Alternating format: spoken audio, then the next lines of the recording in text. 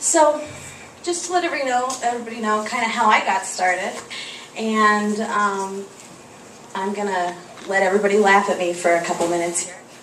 In high school, I was the president of the Creative Writing Club, and as the president of the Creative Writing Club, I thought it would be an amazing idea if I got all of my creative writers together, because there's this competition in Michigan for Michigan's Best Young Poet Award.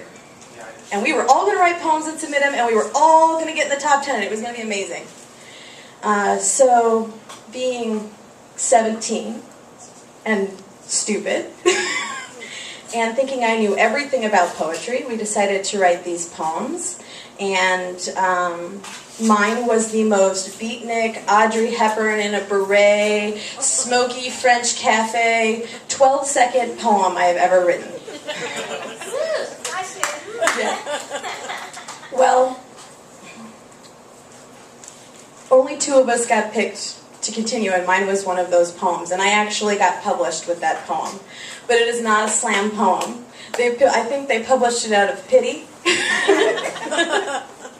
And I'm not going to perform that one for you tonight because it is packed in a box somewhere in my new house and I can't find it. No, I actually can't. I don't know where you stacked it.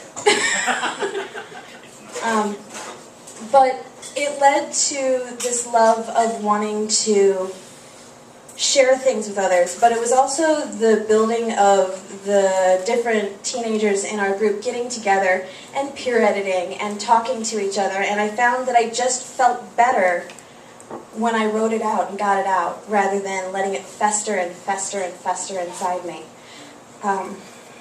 So with that in mind, the piece I'm going to do now is called The Hollow Need of Numb. And it is a poem that I wrote after my first husband died.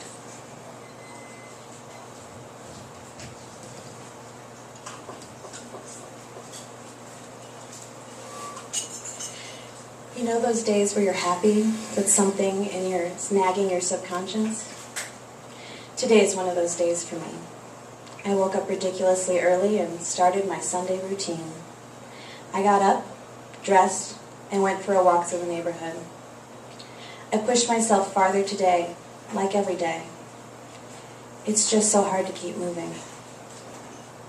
Something is still off. I try to go to Metro Beach to be alone and focus on the inner me. The problem always seems that when you want to be alone, everyone wants to talk to you.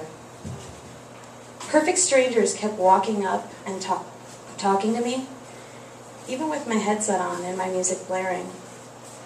Perhaps I was secretly calling them to me, or maybe I just way worse than I think.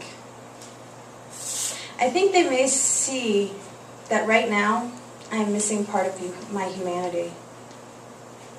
I go home before I ponder this thought too long. I am standing on the edge of the water, and that's probably not a good place to be when having those thoughts.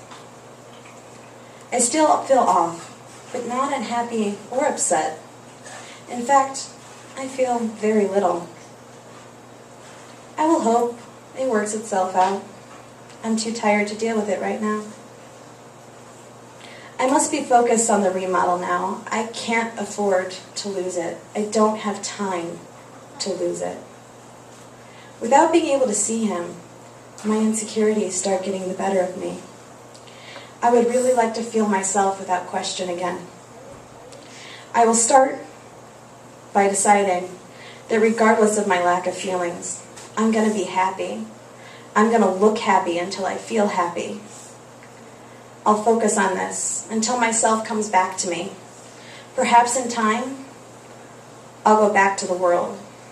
I do believe I'm starting to miss it.